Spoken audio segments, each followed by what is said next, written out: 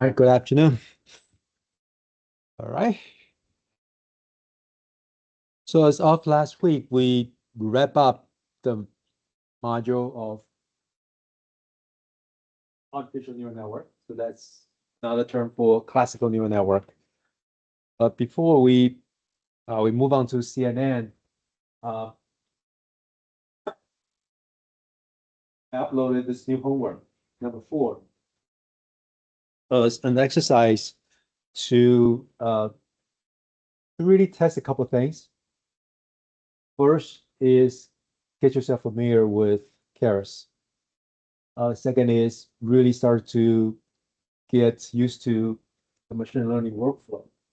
Okay. I'm going to spend a few minutes on homework number 4, kind of go through it, and I give you my expectation. I actually give you about 2 weeks to work on it because I think this is actually a mini project. There are some elements that you need to study on your own in order to make this a fruitful exercise.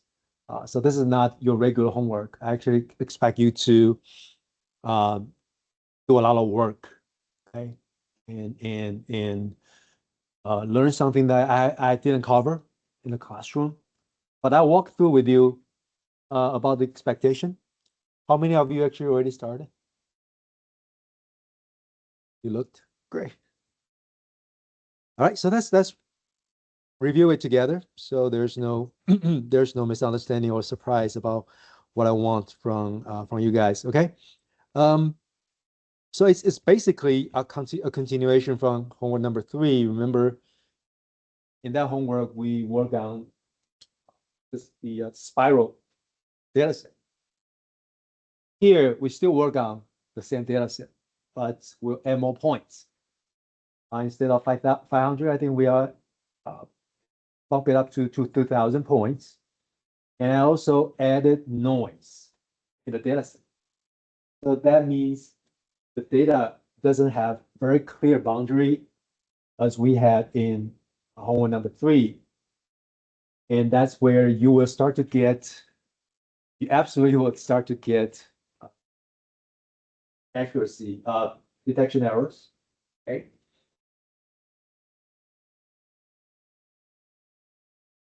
So that's the data set. Okay. And I want you to read through this assignment objective and let me explain. So we'll start to work on machine learning. Okay. So you have to split the data set. So all of those 2,000 data points, I want you to just follow exactly what I split. 75% dedicated to train and 25% dedicated to test. And all of those 75% dedicated to test, I want you to put 20%, meaning overall 15% overall, that right? As validation data as part of the training process. 75% train, 25% test, and allocate 20% of the test data as the validation data. Okay. Okay, so what is the objective? The objective is that you want to you want to build your own neural network. And you will achieve 90% of the accuracy of the test data, not the train data. Train data, you can get 100% if you have enough power in your neural network. So my goal is to have 90% in the 90% accuracy on test data. That's your goal. And is it easy to achieve? I don't know. I don't think it is. I don't think it is.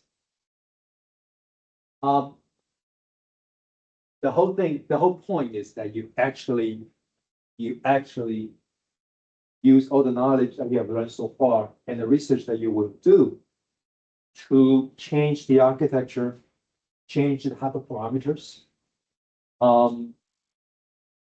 to at the same time, very important point is avoid overfitting. So that's what we have learned so far. Right? You not just only achieve the performance criteria, you also want to avoid overfitting on your training data. So I want you to have that performance balance in mind when you do your training. Okay, so how do we do this? I already give you a baseline model, which included in the homework. So that's a very simple, I think it's 2-layer or 3-layer architecture. But that one actually has a pretty decent test accuracy of 83%. So you will kind of rerun it, rerun the baseline model, verify, yeah, okay, that's my starting point. So that's your baseline. The second part is your work, the bulk of your work, the core of this exercise. Right? Modify the architecture and train the model. Keep that performance, but not overfitting your model. What are the things that you can change? I can just listing a few. Obviously, network architectures, how many layers, how many neurons per layer. You might want to use regularization techniques. Remember we touched upon this to avoid overfitting. You will absolutely change the optimizer in the compile function call. Now we kind of default it to SGD, right? Okay, this is your learning part. There are so many different optimizers you can try. Simple things such as learning rates, epochs, batch sizes, change activation functions. So those are the things that you can modify as your hyperparameter. Okay. So once you achieve that 90%, I want you to actually track and document your trials. Last year, there were students who tried like 30 models. They list all 30 models. That's a crazy one. But I think it's reasonable to assume that you probably will train like 8 to 10 at least. Okay. I only want you to put at least 5 of them in the table. I'll show you the table. What you need to document and give reasons. Give your observation about the training outputs and make some argument why you want to try some different things. So that's how we learn things. You kind of capture, you kind of look at the output and you start to put together some hypothesis and say, maybe I can try this and try that. So your next step is change some of the hyperparameters and you run again. So the last part is also very important. That's actually where I see you learn, and whether the output that you presented is actually authentic. Okay. You don't have to give me all your trainings Jupyter Notebook file. I only want the final one. So when you submit your Jupyter Notebook, you only submit the last one that you want to that show the best results. Give me that one. But the rest, you document it in the spreadsheet. How would I grade it? You need to achieve 90% or better. That's 65%. It's not a 0 game, 0 or 1 game. Yeah, 89, you get 0. But if your best effort is 88, how much are you going to be penalized? I don't know. We have to see. But of course, you will get extra credit. You test at least 5 configurations, okay, and you document it. So that's that table documentation. And finally, there's a column in that documentation. I want you to analyze your results. Okay, so that's how you are going to be graded for this exercise. So far, so good. Is that clear? So let me just walk through it very quickly.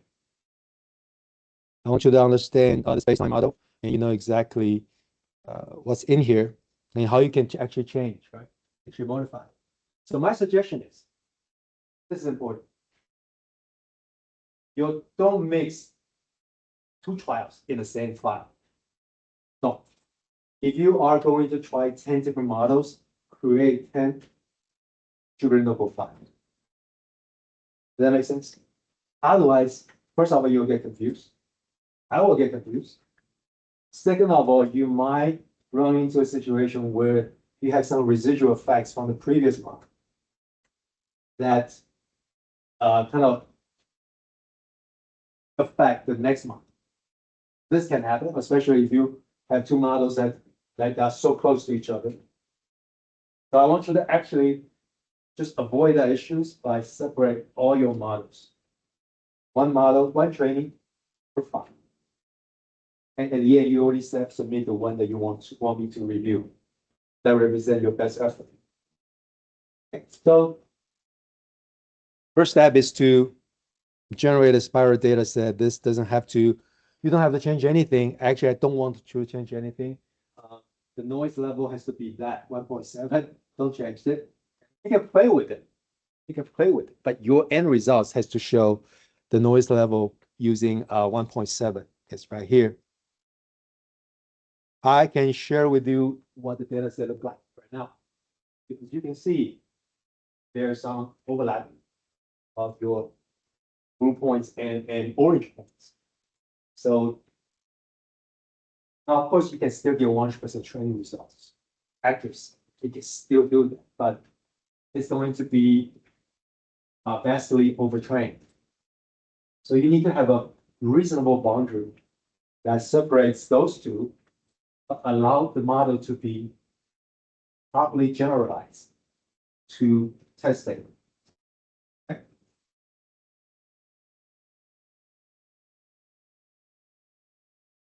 The rest is pretty. The next couple steps is standard. You know, we have done this in homework 3. The next thing that you haven't done, if you haven't touched upon machine learning before, is to split the data set. Here, I suggest that you use scikit-learn.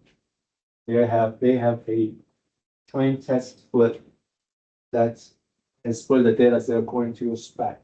So just import the data and I import the module and apply it to split the data set. So you don't have to change this either because I already set up the test size for you to be 25%. That's exactly what I want you to do. You can change random state. That is how you actually randomize the split. But my suggestion is use your own random state number. They use 1, 3, 5. But be consistent. You use one all the time. So you can have proper comparison between one trial to the next. Is random stay like a seed? Yes, it is the random seed. Okay. It is random seed. If you specify a number, every time you will generate the same sequence of random numbers, right? Okay. The shape of the train and test data, just a simple verification. Make sure that we have done it properly. Okay. Next step is set up the neural network, but now you want to use Keras. You want to use Keras. So my baseline is 8, 4, and 1, meaning this is a three-layer neural network with 8 neurons, 4 neurons, respectively, in the hidden layer, and output.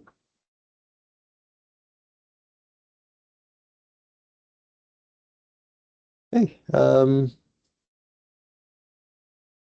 Here, once section 3.2, of course, in 3.1, you start to change your own architecture. Right? 3.2 is, I think, most of the learnings are. New learning is okay. Compile. I just highlight those 3 things that I've said it repeatedly. Those 3 things you need to specify in order to compile the network, the neural network model. A loss, you don't have to change the loss function. Metrics, you don't have to change metrics, but you do need to change the optimizer to different options that you want to try.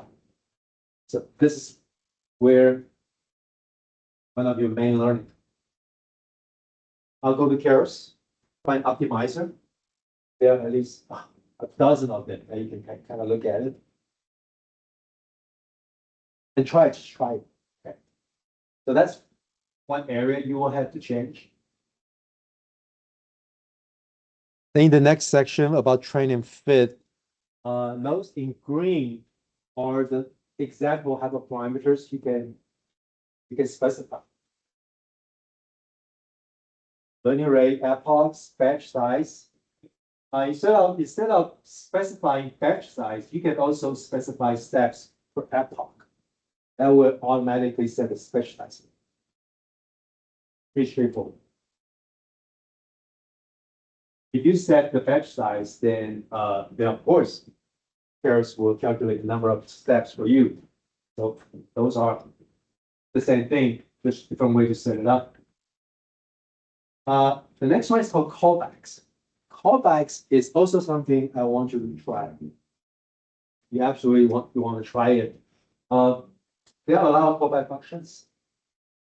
In general, callbacks give you options like monitoring, like a monitoring service during training that allows you to observe the parameters or the metrics that you're interested in, and also allow you to take some actions. Two callback functions I listed as example here. One is called early stopping. So how many of you actually use early stopping before? But by definition, this is a way to allow you to actually stop your training.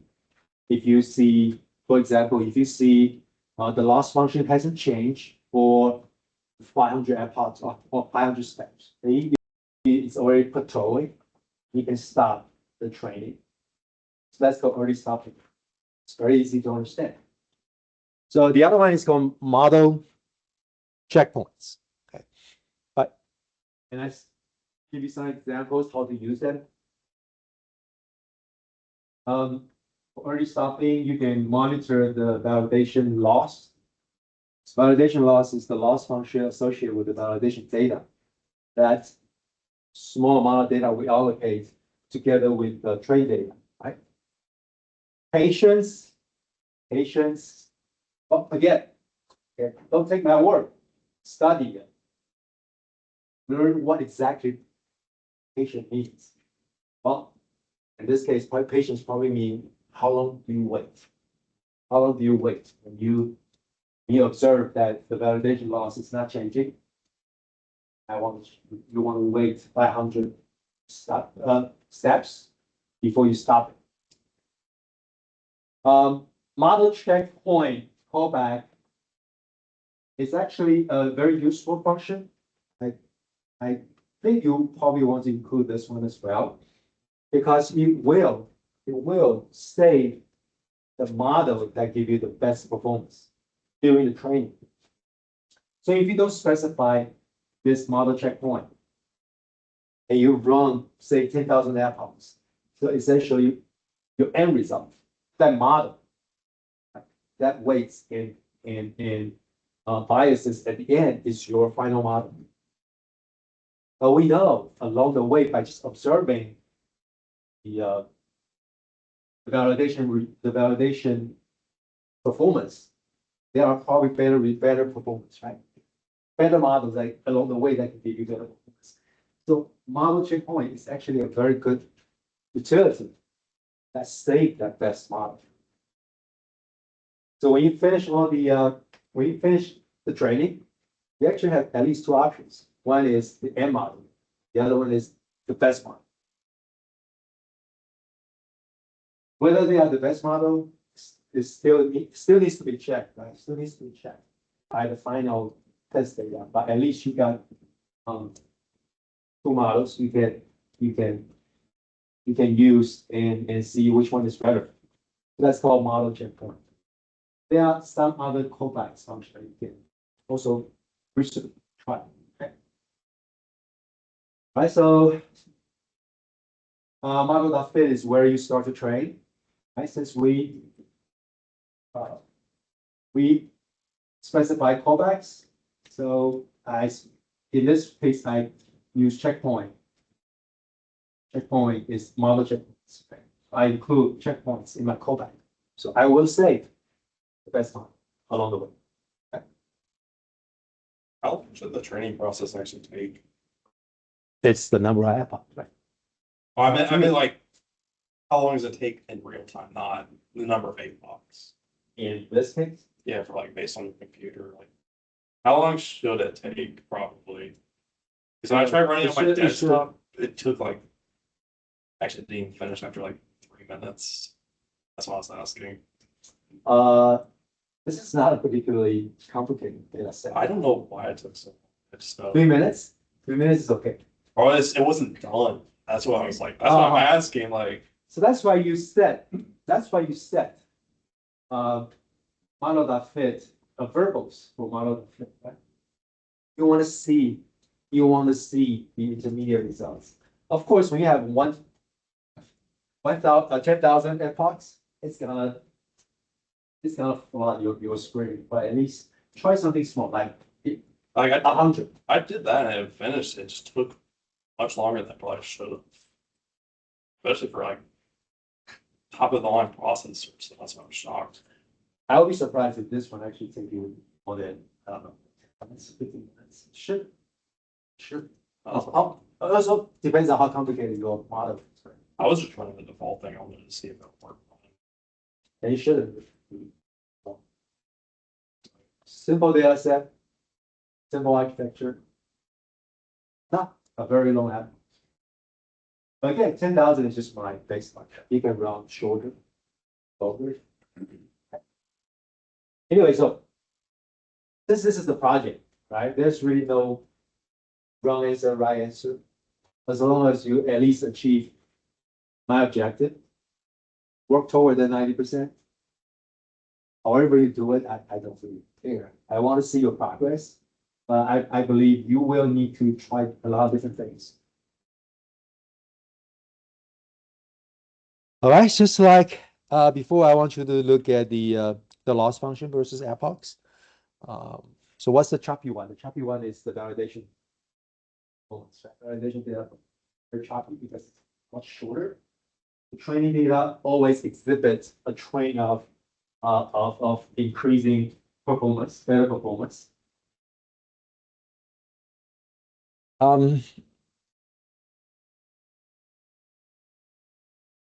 Accuracy. Right. The first one is the loss function. The second one is the accuracy.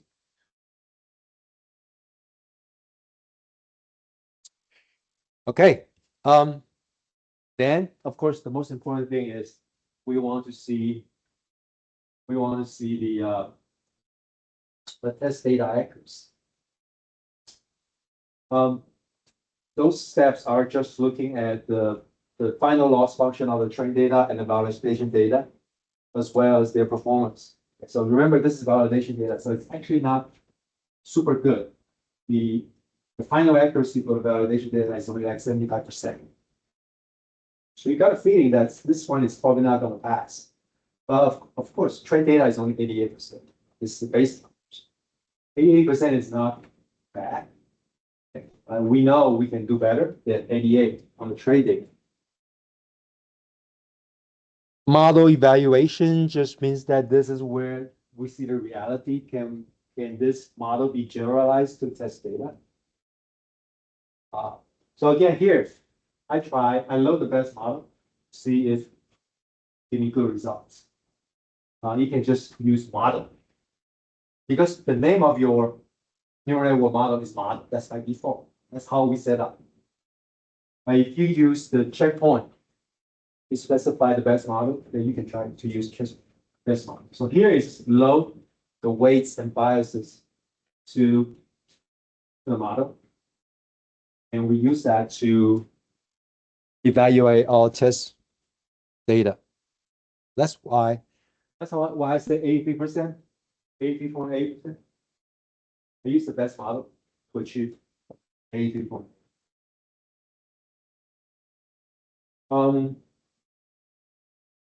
A good exercise is to look at the decision boundary. You don't have to rewrite the code. I make it easy for you this time. Don't have to rewrite the code. Your job really is focused on changing the model and hyperparameters. So 83.8% give me a reasonable decision boundary. There doesn't seem to be overfitting. So, but it's not the best results. Definitely it's not. It's just a baseline try. All right? Question?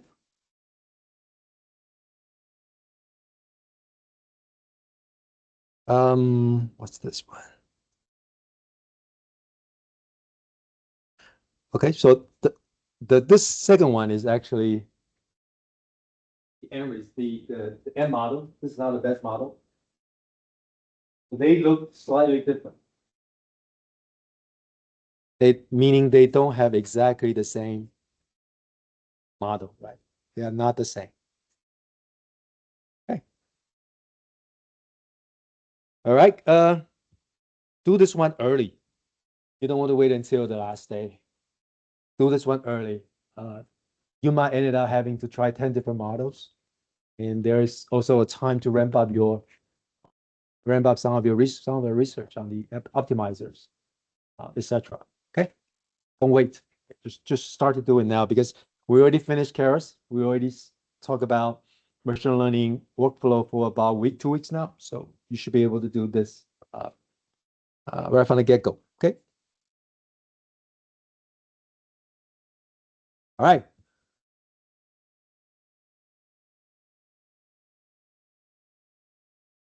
Let's move on to the next topic.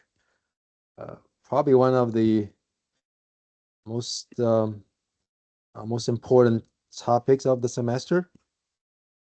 It's computer vision. Computer vision is application. We use computer vision to introduce a class of critically important neural networks called convolutional neural network. Now I have to disclaim that CNN is not only used for computer vision. CNN actually can be applied to a lot of different applications. As long as you have a complete image, whether that image is audio, speech, or an image, they can all apply CNN to do the work for you. So, but because computer vision is such an important application nowadays, we will use this applications to introduce CNN. We probably will spend 2.5 weeks on CNN. And it's very interesting. So, but let's talk about what is an image. What is an image?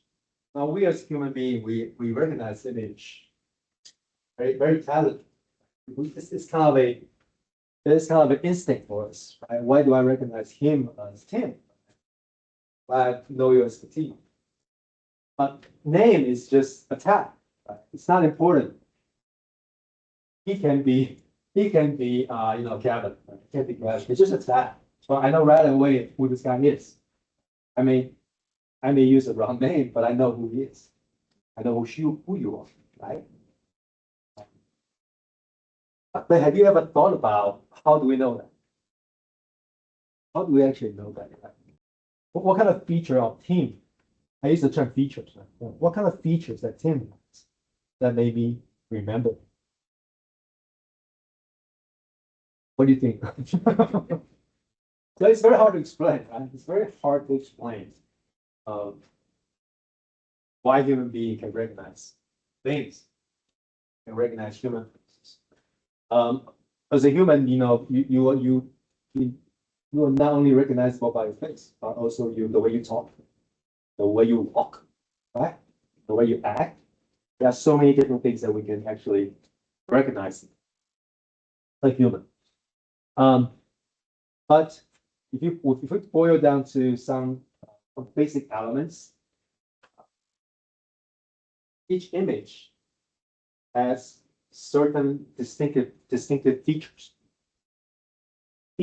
So I want to kind of explain what the feature is for an image. Now we use the term feature very loosely at this point. That spiral data set, how many features does it have? 2, right? Because it's X1 and X2. each point is uniquely identified by the coordinates, x1 and x2. So that's feature. A table of data. Each column is a feature. Those features, those columns uniquely identify a row of data. Image, although it's a little bit more complicated, is also a collection of features. Now, the key point is how do we actually define those features? So without any knowledge of computer vision, what do you think are typical features of an image? If you look at a picture, whether it's a cat or it's a simple table, what kind of features can we use? Pixels? You mean pixels? Those little squares? Matrix, okay. Pixels. The shape of objects in the image. The shape of the objects. Very good. Pixel is right. Pixel is the smallest unit. What else?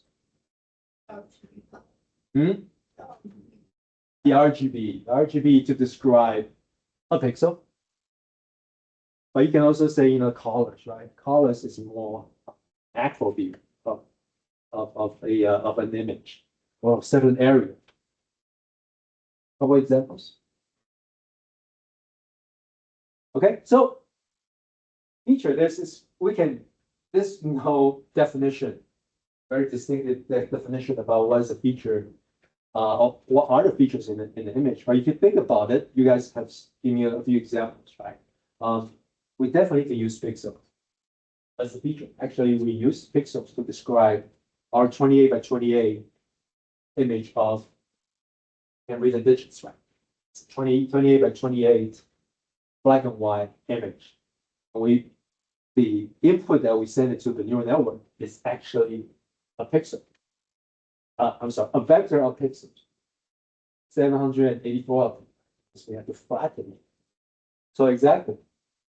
That's a feature. That is definitely a feature. Actually, 784 features in that image. But if you look at it from a pixel level, there are a lot of things that in an image that can describe this that can be used as a property. Example, like lines. And lines usually also means edges, right? Edges. You have a person in a photo, the edges. Corners. We have two lines intersect with each other. We actually have a corner. Shapes, round shape, square, rectangle, triangle, colors. Okay. Blob is a collection of binary objects or textures. So if you look at an image, then also you can think about combination of those things as distinctive characteristics. So whether we are using neural network or not, or traditional computer vision techniques or image processing techniques, the objective is always to find out those features, or patterns that we can distinctively describe an image that is different from A to B. So there's such thing as feature extraction or feature detection, since we identify those are features, right? So we need to identify them or extract them so we can start to make sense of what it is. Actually, there is a class of techniques focused on feature extraction before neural network has been taken over. What do they do? If you want to detect an edge, there's an edge detector. If you want to find a corner, there's a corner detector, and so on. and so on. So those are the features that you can, and the detectors that you can design to identify an image. So based on this idea, we kind of divide the computer vision era into the before deep learning and after deep learning. Before deep learning, most of the efforts are using quote unquote manual feature extraction. Where scientists, engineers design features, they design a particular detectors to identify objects. So there are a whole bunch of edge detectors that help us to identify lines, edges of different angles. As a matter of fact, those line detectors become the basis of CNN as well, because if you think about it, they are filters. We'll revisit those things a little bit later. But the thing is, they are quote unquote manually created. So their applicability to real world or more complicated images is kind of limited. You can identify, you can be very specific. For example, I want to identify line, edges of a person's photo. That is a very specific task. That you can apply line detector, various line detector to get that edges. But in terms of identifying exactly what that object is, it becomes very complicated. So the early days of computer vision or image processing doesn't really go very far. Nonetheless, probably I thought I may have mentioned this earlier in the semester, but anyway, let me just repeat again. So circa 2012, everything started to change because those three scientists from University of Toronto, led by Professor Jeffrey Hinton, who won the Nobel Prize last year. His team designed the AlexNet, probably named after this guy in the middle, like Russian name. The three of them joined the competition, very famous competition in computer vision. It's called ImageNet, the Large Scale Visual Recognition Challenge. This challenge started in, I think it's 2006. The ImageNet nowadays has probably, I don't know, millions of images. And each year they have an open competition for scientists and researchers submit their algorithm, and they just compete. Very, very simple. They just compete for the accuracy of image detection. And AlexNet in 2012 just blow everybody away. If you look at it, the results before 2012. The y-axis here is error rate. So we look at this kind of on the other angle, not the accuracy, but error rate. So the best thing can perform in 2011 is 25%, 25% error rate. But AlexNet in 2012 dropped that error rate to 15%. So it's a huge improvement. And they also beat the second place team by more than 10%. And what do they use? CNN. So they use CNN to kind of leapfrog the competition. Huge margin. So after that, AlexNet become the de facto method for computer vision, and everybody can jump on. So if you see the trend after 2012, the performance is getting better and better. And nowadays, probably are looking at, let's say, 3% error rate. And so we have those three guys to thank for pioneering CNN into computer vision. But they are not the first one. They were not the first one. They were just the one that actually made CNN, a household name. The third guy is also pretty famous.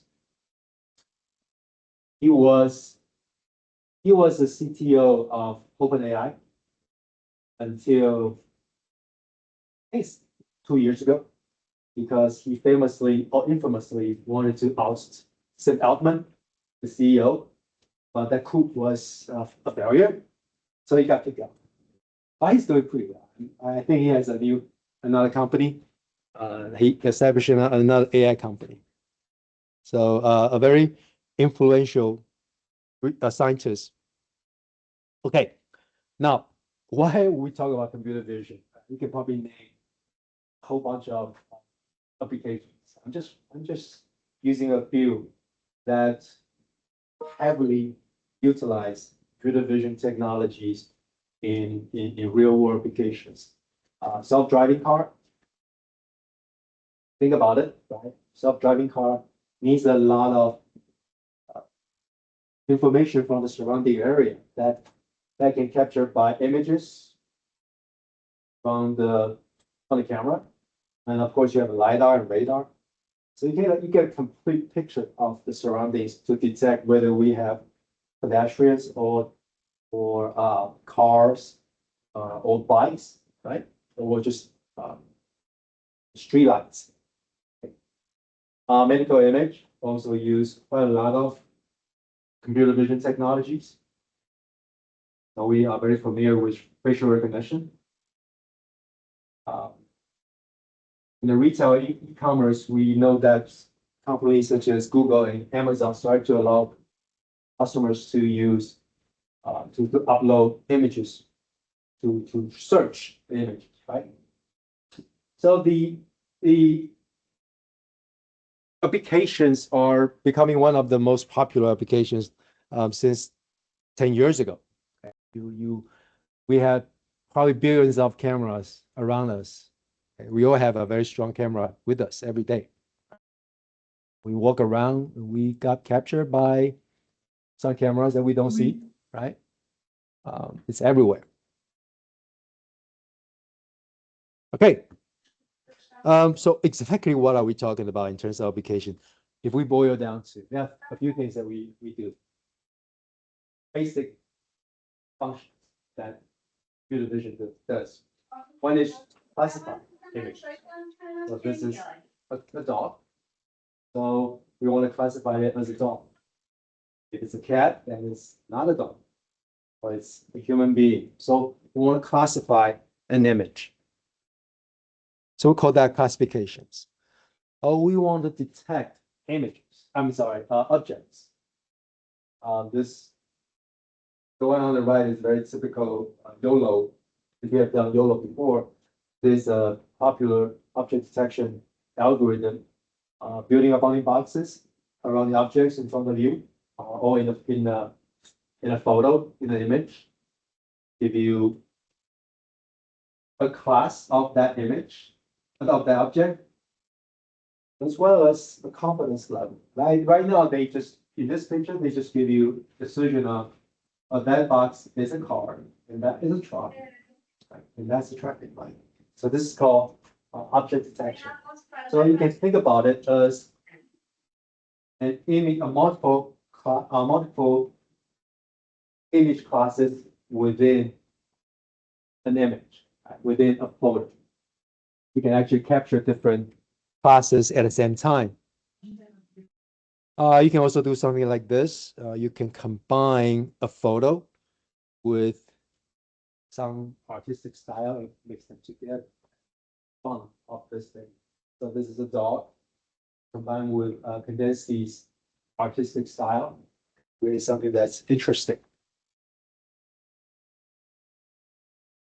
The first data set I want to kind of explore in computer vision using CNN. Well, not quite CNN just yet, but this is a data set that we will visit a couple of times. So cats and dogs. So this one first appeared in 2014 in a Kaggle competition. So how many of you knows Kaggle? What is Kaggle, Kevin? Right.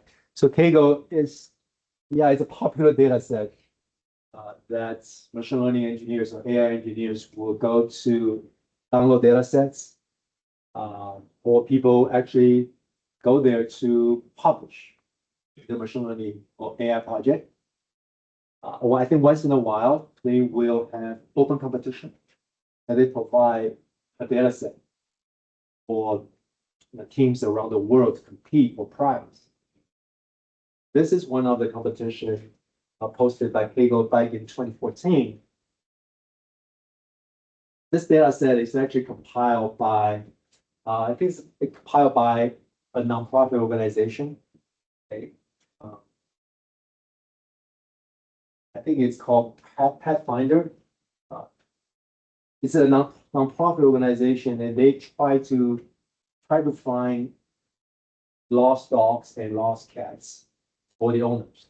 So if the owners can upload their loved ones' photos, they try to help to distribute the to keep those photos on the website so people can help them find their loved ones. We will look at this data set probably by the end of today. Okay. Our first try is not CNN. I want to actually compare using multi-level perceptron, using the traditional classical method to classify or detect classification or classifying the cats and dogs. We can actually do that. So basically, we are going to use an MLP first, classify whether this is a cat or a dog.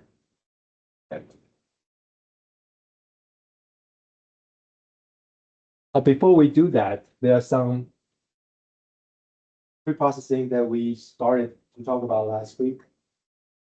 Pre-processing. So let's kind of walk through this again, so we understand what are the pre-processing that we need.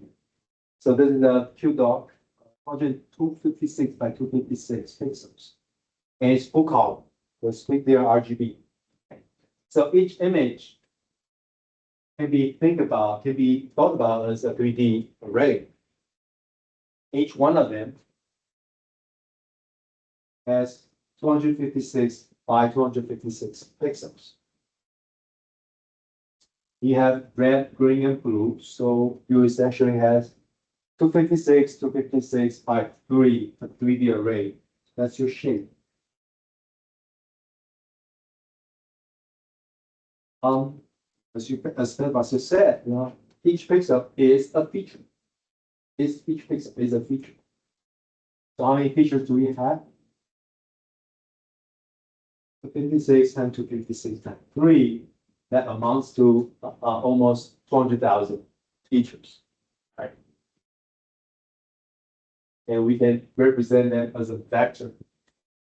The colors, represent whether it's red, green, or blue.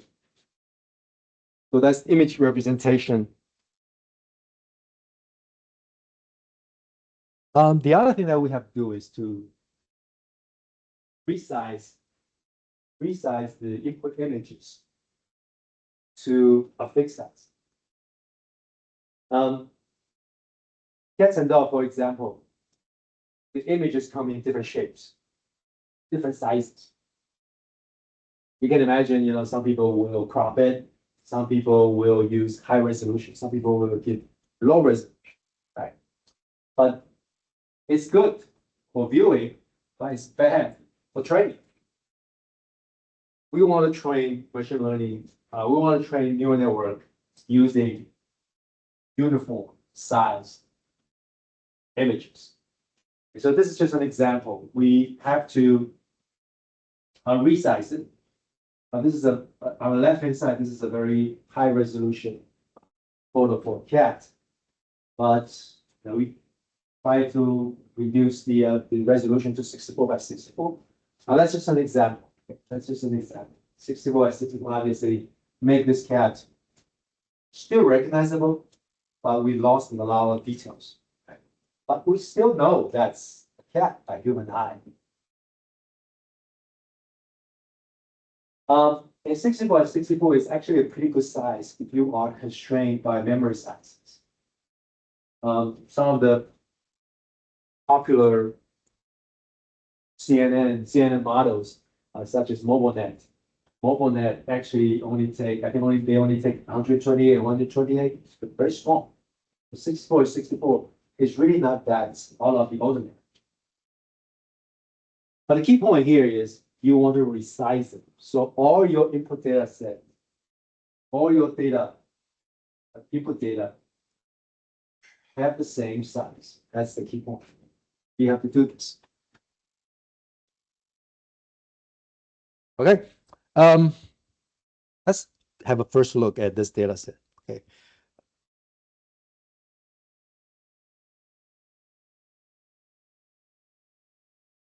So let's look at the data. Where can you get it? Okay.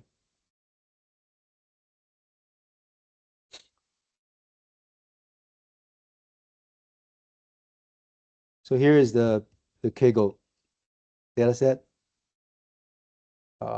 You go overview. So it has been like 12 years, published 12 years ago.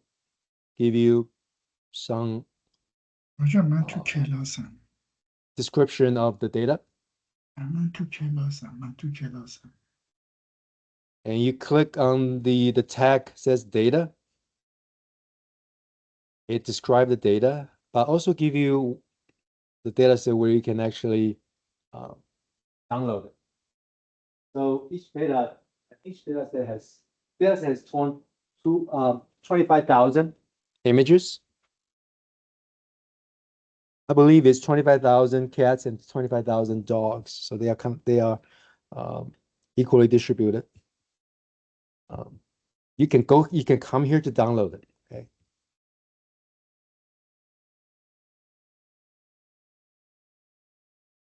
So that's your part of your exercise.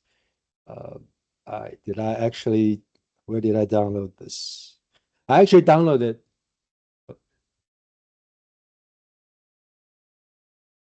I'll show you. I'll show you the file. Yeah. Let me just walk through this just real quick. I want to, a couple points I want to highlight it to you. So for those of you who already have some machine learning experience, building a pipeline to load the data is a kind of a important step. Our data, like this one, right? It's coming from the website, a huge number of files. So how do we actually make sure that we can grab the file from directory, send it to the pipeline, start training, and repeat it smoothly. So it's setting up the data set pipeline is our first step. Here is one example. And actually Keras give us some utility to help out. Okay. So I make some point here that to highlight that it's kind of time consuming, but it's very important that you prepare your data set. Okay. We have a lot of cats and dogs here, but for illustration purpose, I'm just going to take 2,000 of them randomly and do a quick illustration. You have the chance to actually work on the entire data set in the next homework. Now, I can't give you an advance warning already. You will have another homework that work on this. So a few things you will do is to you want to create labels, right? Because we have X are image files. Y, what is Y? What is the label? It's the correct classification of the cats or dogs. So you have to prepare X and Y as well. You want to split the data into train and test sets. Okay.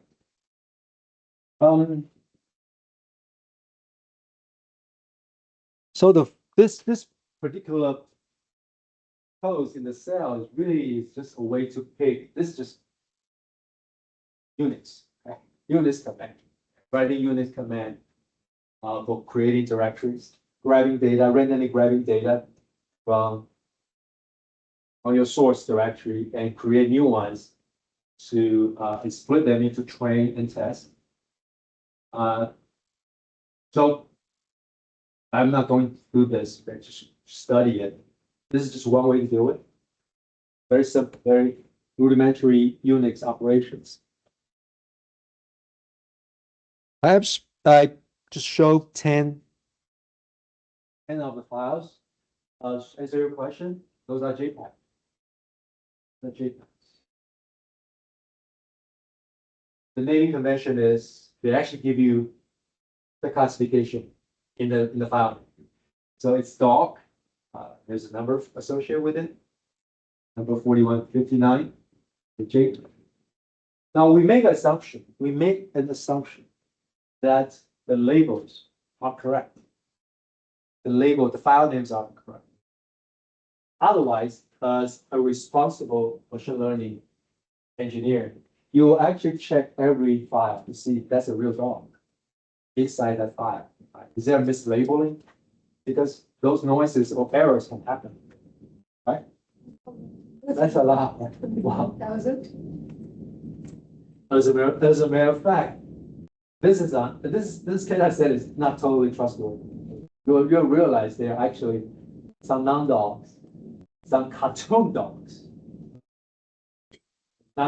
It's not a totally clean data set, but we kind of trust it. Okay, but that's besides the point. I just want to remind you: don't blindly trust the data set.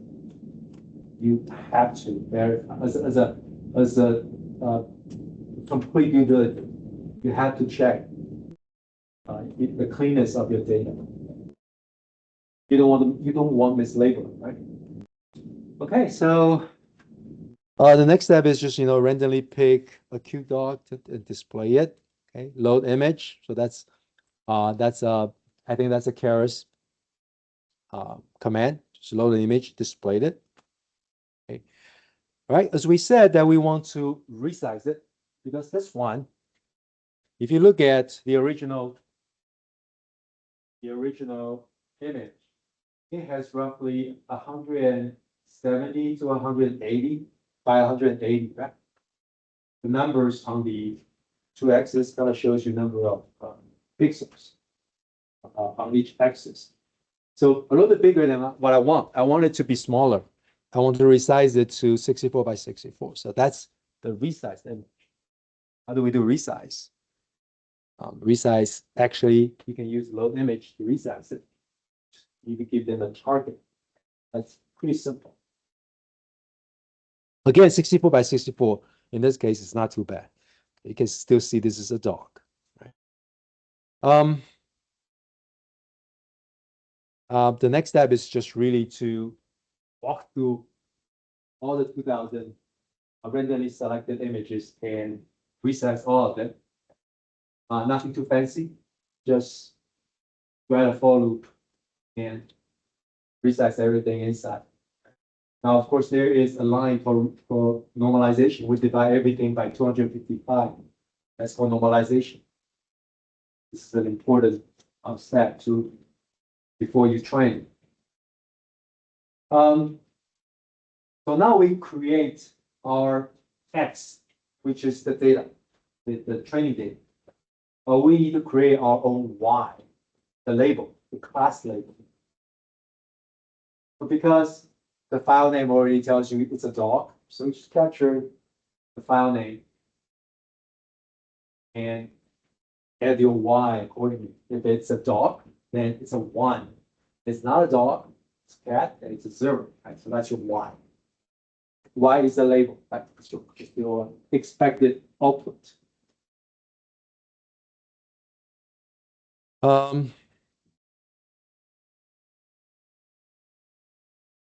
Okay. The next step is to flatten them. Okay. So I don't actually have, I don't think I actually have 2000 in here. I think I have much smaller size. So the number of dogs the number of dogs is 200. So I have roughly 400. I think I have 499 images. Roughly half of it, a little bit more than 200 are dogs. So flatten. So this is 64 by 64, right? 64 times 64 times 3 equal to 12,288. That's the second number. And that's the size of your input vector to the neural network. Okay. The next few steps are just kind of repeating what we have done for Keras, using Keras. So we just build a simple neural network. And again, this is classical neural network. So it's sequential, it's dense, layered. N0 is the number of features, 19,000, right? And I only use one hidden layer. So this is a very, very simple neural network for simple illustration.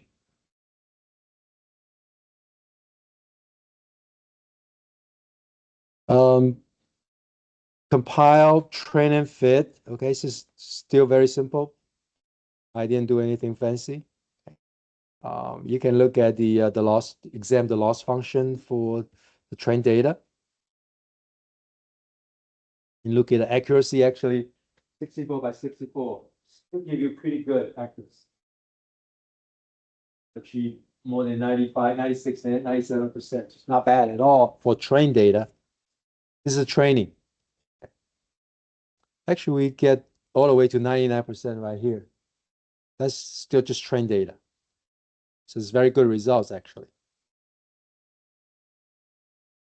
Look at the output. Look at the activation outputs. So it's between 0 and 1. It's not hard decision. It's between 0 and 1. That's the sigmoid output. So if you look at this kind of histogram, that means they are pretty strong. Pretty strong for each end. Whether they are very accurately decide whether it's a 1, meaning a dog, or a 0, which is a cat. So accuracy is high for training data, but that's not the most important thing, right? The most important thing for us is test data. We allocate a portion.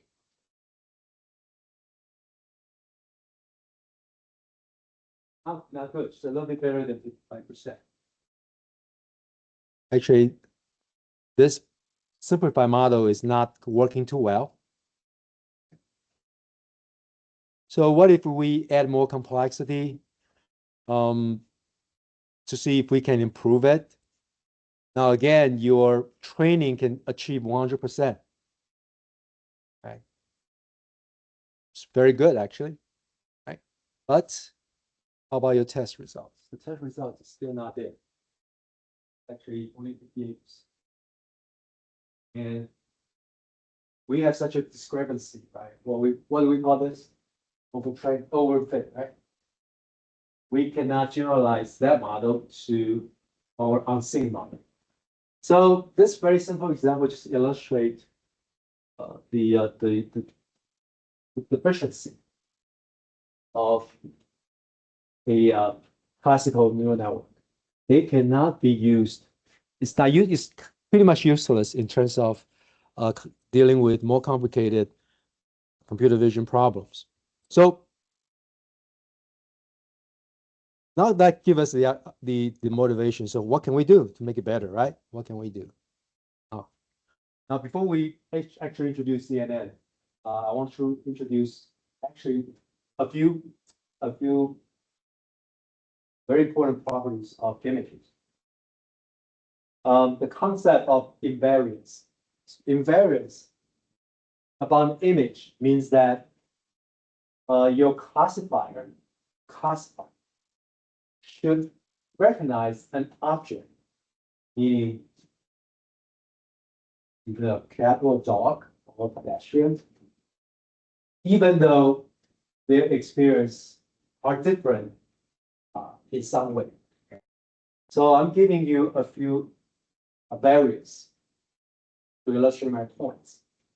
So it's a monkey, like a wooden sculpture monkey, right? Wood sculpture monkey. When you put a monkey on the left side or the center or the right side of the image, to us, it's the same thing, correct? It's the same thing. So we call that a translation invariance. We can say this is a position invariance. It doesn't really matter where we position this monkey. And also, when you shrink the monkey or you enlarge the monkey, it's still a monkey, same monkey. So size shouldn't matter either. And the third one is viewpoint. When you rotate this object by any degree, that's still the same object, correct? You look at those 6 different angles. Some of them even have 3-dimensional rotation. Still should be recognized as the same object. So that's rotation viewpoint invariance. The last one is about lighting, illumination. When it's a little bit dark, of course you cannot be too dark and totally unrecognizable, but if it's reasonable light, they should all be recognized as the same object. So this is called variance. But as an image classifier, we want the classifier to be invariant. Deal with all those variants and still come up with the same classification. So this is a very important concept. Why MLP doesn't really work well with image classification, because they don't have the property of image invariance. They couldn't keep the image invariance. So this is the simple example. This is the handwritten digit. That's a 7. Correctly, you put it in the middle. But if you start to move 7 around, trust me, error happens. Error can happen. This is not even rotating or anything. This is just moving the digit 7 to different locations. So this is we expect translation invariance, but it's not happening for a simple case like this. Then you have to pretty much position your image right in the middle. So I want to ask you a question. I introduced invariance, right? So that makes a lot of sense. You have to have that invariance for your classifier. But intuitively, I want you to have some intuition. Intuitively, why pixel-based features cannot retain those invariants? Why are they affected by variation of time?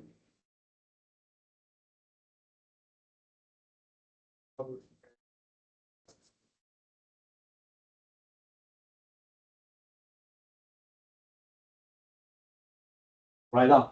Exactly. If you just look at the pixel as your feature, then each one of those pixels are pretty much fixated on the correct answer, so to speak. So all those different 7s, they are different images. You're training for different images, even though they are all characterized as 7. So the MLP approach, even though it's fundamentally applicable for image processing, but it doesn't really preserve those invariants really well. Okay. So that's why we have to have motivation. We have motivation to try something else. And the other thing is just scale, computation load. let me use this very reasonable resolution of 256 and 256. Use a very simple architecture, not overly complicated architecture. Let's kind of look at it together, calculate the number of parameters needed. So 256 by 256 by 3 equates to almost 200,000. Almost 200,000 pixels. Okay. Those are our inputs. Now assume our first layer has 128 weights. So how many, not weights, neurons? You have 128 neurons in your first hidden layer. So how many weights are there just for your first layer? It's N0 times N1, right? That number is 25 million.